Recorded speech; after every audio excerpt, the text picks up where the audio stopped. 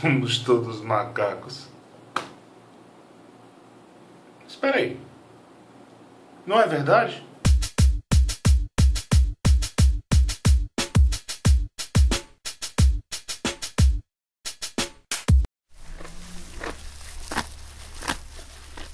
As pessoas são tão ignorantes com relação a essa questão de somos todos macacos que eu precisei fazer uma pequena lista para mostrar determinados pontos que tornam a discussão completamente enviesada e pouco clara para a maioria das pessoas. Primeiro ponto. Em primeiro lugar, as pessoas usam a campanha para negar a pertinência das lutas contra o racismo, negando os meios ou até a existência do racismo. Ou seja, tem gente que, por exemplo, chega e coloca assim, tem mesmo que ir lá e comer a banana, o Daniel Alves fez certo, ou as pessoas estão fazendo certo de banalizar isso e tudo mais. Eu não acho que seja a melhor solução, mas ao mesmo tempo eu também não acho que seja uma tragédia, como outras pessoas estão colocando, que é o segundo ponto que eu vou abordar já. Mas o que me incomoda nessa primeira visão é que algumas pessoas colocam como se o racismo, essa fosse a maneira correta de lidar com o racismo. Eu acho que pode ser uma das maneiras corretas, embora não seja talvez a mais eficiente. Talvez não, certamente não é a mais eficiente, mas eu acredito até que ela possa ter algum grau de eficiência. Por isso que eu digo, eu acredito que seja possivelmente uma das formas, sim, de combater o racismo. Mas isso nos leva ao segundo ponto. Segundo ponto. Outras pessoas reforçam a negativação do termo macaco, quando, no fim das contas, nós somos mesmo macacos. O que acontece é que, obviamente, o termo macaco, quando é utilizado de forma pejorativa para ofender alguém, ele muito provavelmente vai estar sendo usado de forma racista. E a gente não pode simplesmente negar que existe esse conteúdo racista no uso do termo macaco. A questão é que eu acho que essa campanha ela tem um lado interessante, que é não só tornar a piada sem graça, a piada do macaco sem graça, a piada racista, ridícula e intolerável, mas também, a meu ver, logicamente, da minha forma de ver, muito particular, ela é muito oportuna no sentido de fazer com que as pessoas entendam que, de fato, nós somos macacos. E quando as pessoas que rejeitam essa campanha fazem isso por uma questão da associação do termo macaco com o seu conteúdo racista, eu acredito que elas agem com uma boa dose de motivos, mas eu não atribuo completamente razão a esse tipo de resistência, justamente porque você afastar essa parte da animalidade da nossa própria existência, da nossa Constituição, é uma outra forma de criar preconceito.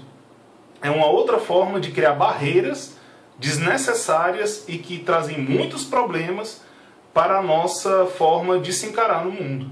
Isso é importante, sim. E mesmo que não tenha sido, de repente, a intenção do Neymar ou da agência publicitária por trás de toda a campanha, eu acredito que acaba sendo oportuno para que a gente venha discutir essas coisas. E, falando de Neymar e de agência publicitária, e Luciano Huck e tudo mais, vamos ao terceiro ponto. Terceiro ponto. O terceiro ponto é aquele em que as pessoas criminalizam a campanha, praticamente criminalizam, rejeitam, simplesmente porque surgiu de uma agência publicitária. Gente, parece que o Luciano Huck tem uma parceria com uma loja virtual que vende camisetas e, tipo, no mesmo dia em que foi lançada a campanha, ou no dia seguinte já estava com camisas prontas para serem vendidas, falando nós somos todos macacos e coisa do tipo. Isso é capitalismo, né? Então eu vejo da seguinte forma, pode não ser algo tão interessante para a maioria das pessoas, mas também não é algo que se deva criminalizar. Ainda que você venha a pensar assim, mas eu fui enganado, eu achava que era uma coisa espontânea e tudo mais, o valor da campanha, o valor no sentido do antirracismo da campanha, permanece intacto por essa visão. Não tem nenhuma diferença. Então, assim, eu não estou fazendo apologia você pega e deve aderir à campanha. Eu mesmo não postei nenhuma foto segurando banana ou comendo banana, embora não tivesse tanto problema com relação a isso. Eu só não achei tão necessário. Mas também não é para condenar. E no sentido de ser uma campanha publicitária, eu não vejo por que um publicitário, de repente, não possa usar dos seus meios profissionais para, tudo bem, se promover e vender camisa, mas também para promover uma campanha.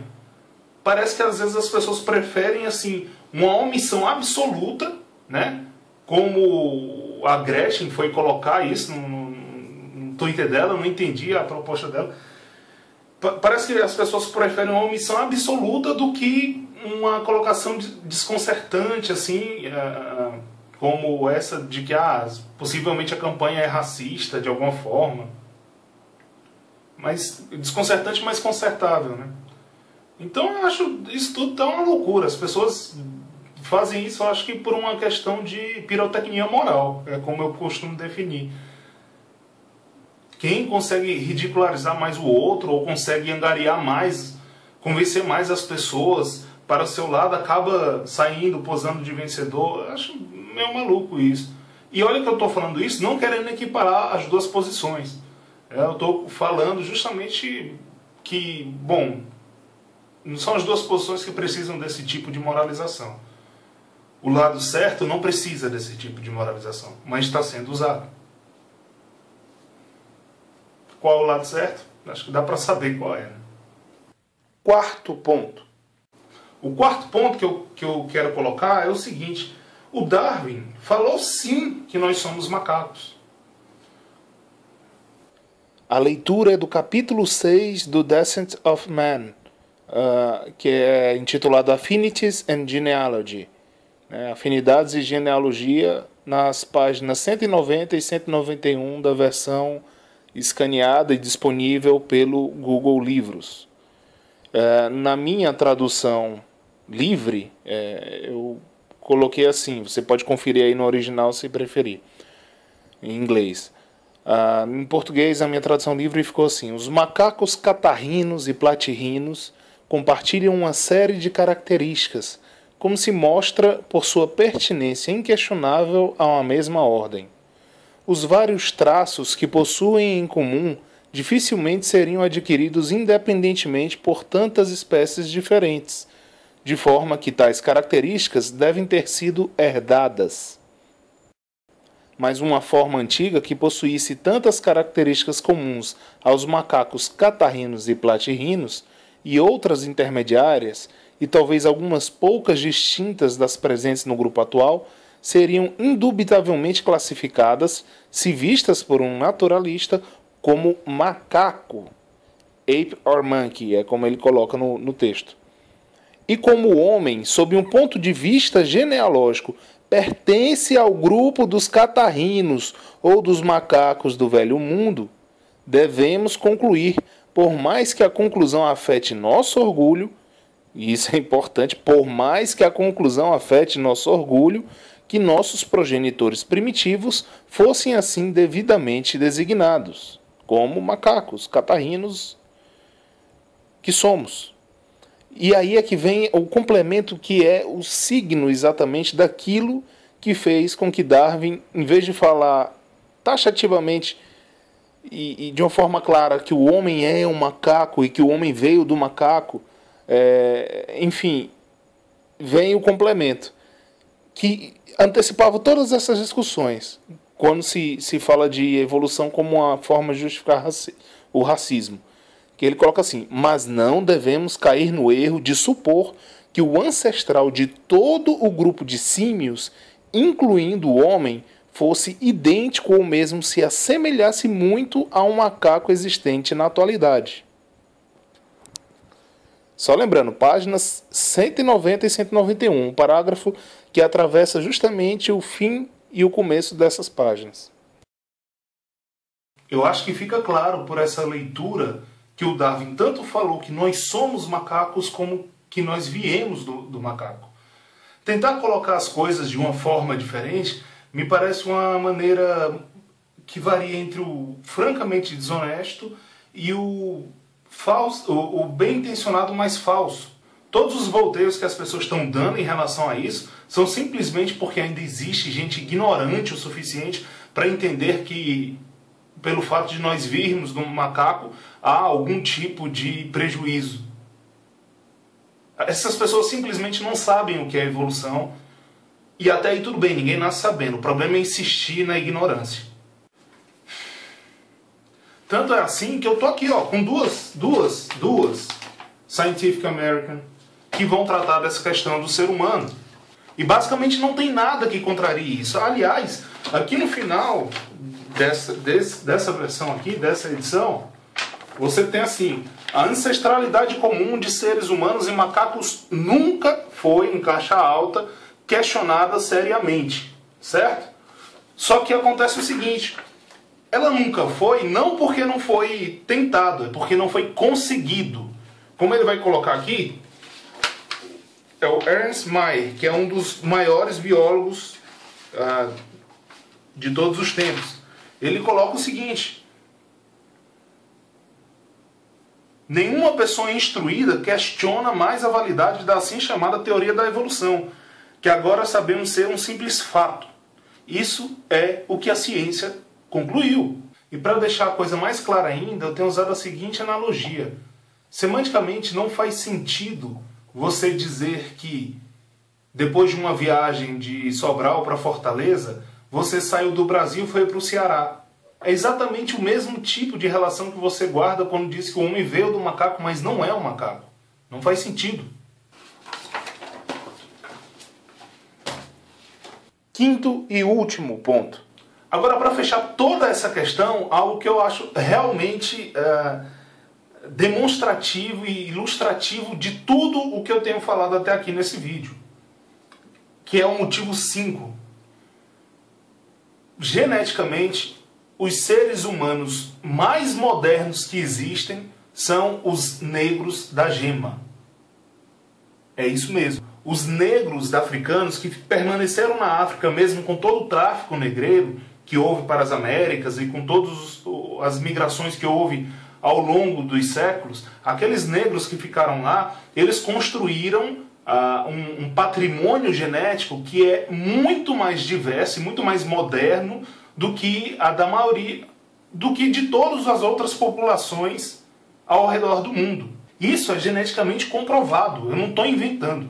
Para você ter ideia, eu ou qualquer pessoa que tenha qualquer traço de europeu, de asiático, de índio-americano, de aborígene da Oceania, tem uma porcentagem de genes neandertais ou de genes do Homo erectus. Enquanto os africanos da gema continuaram como Homo sapiens sapiens em sua integralidade. Isso significa, por exemplo, que algumas populações nativas de negros africanos nessa condição têm entre si, mesmo com a proximidade territorial, muito mais diferenças genéticas do que existe entre um índio brasileiro e um russo, ou entre um malaio e um canadense. E do ponto de vista prático, esses negros podem prover a toda a humanidade uma série de benefícios genéticos a partir do seu código diferenciado. Em muito pouco tempo e com as condições propícias, o racismo pode se inverter com a lógica da falácia genética. Ou seja, se for para a gente pensar do ponto de vista genético, eles é que deviam chamar a gente de alguma coisa, como um macaco. Está aí o perigo de você desconhecer a questão da macaquice de todos nós. Mas a questão é que isso não faz sentido, porque você só consegue imaginar a história de ser macaco como algo ofensivo se, a gente estiver falando da cultura que chama negro de macaco. Essa sim é uma cultura racista, idiota, estúpida e que tem que ser combatida.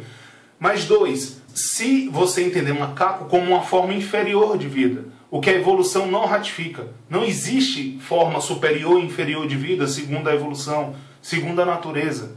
E não é porque eu estou dizendo isso que você deve acreditar. Se você realmente entender como funciona a evolução, você vai chegar à conclusão, naturalmente, de que é assim que funciona, que não existe superioridade ou inferioridade na evolução e na natureza. Então o fato de algumas pessoas, como eu, possivelmente termos 4% de genes neandertais, não quer dizer absolutamente nada. O fato de haver menor variabilidade genética entre os ancestrais daquelas pessoas que viveram fora da África em algum momento e que se miscigenaram, não quer dizer nada a respeito de superioridade e inferioridade. O fato de alguns traços serem mais recentes do que outros não quer dizer absolutamente nada em relação à superioridade e inferioridade. Porque se for assim, os chimpanzés que surgiram depois dos seres humanos são superiores a nós. Por fim, eu queria ressaltar que vocês não precisam acreditar em mim e até por isso eu vou procurar deixar aqui na barra de descrição algumas referências que eu usei antes e que eu tenho certeza mais referências aparecerão depois para comprovar aquilo que a gente vem trabalhando e vem falando nesse vídeo. E tem alguns vídeos de vlogueiros, amigos, que realmente são espetaculares e que mostram uma série de evidências que corroboram isso e que eu vou deixar aqui embaixo também, né? Eu já tenho aqui de ideia alguns amigos, como o Davi Airola fez um vídeo fantástico sobre isso, o Pirula também fez, o Yuri, enfim, e outros também, me desculpem por não citar, mas são muitos vídeos de pessoas que trabalham diretamente com isso, que se envolvem, que pesquisam, que se interessam, né? E diferentemente de muita gente que entra na questão sem saber. Então, procure saber, né, além de mim, além do que eu falo aqui, nesses vídeos, em outras leituras, o link do livro, no Google Livros, eu vou deixar aqui também, artigos, matérias, e qualquer coisa que você achar necessário, a gente inclui aqui se achar pertinente, na descrição do vídeo. Ok? Valeu!